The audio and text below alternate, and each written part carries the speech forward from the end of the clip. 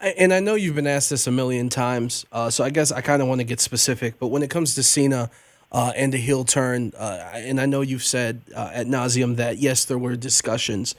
I guess was there a specific point where it was the closest to actually happening?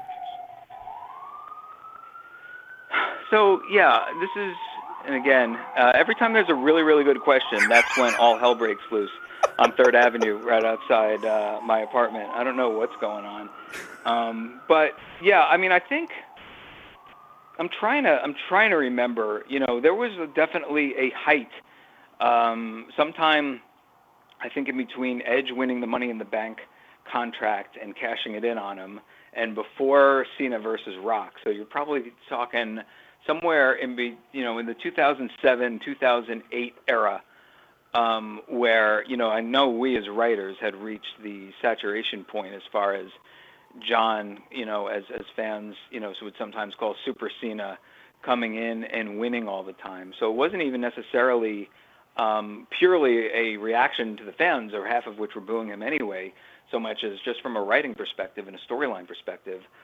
Similar, in some respects to Hogan turning and joining the NWO, it would just be such a seismic shift that the television shows themselves can't help but get more interesting, because you really haven't seen this side of John since his early rapping days, when he would be rapping at a graveyard and cutting promos on the Undertaker and stuff, before he became the whole chain gang hustle, loyal, and respect guy.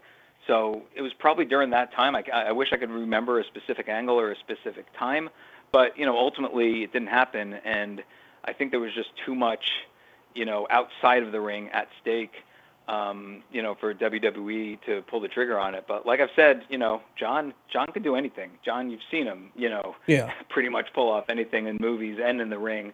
And it really would have been cool to see what would have happened.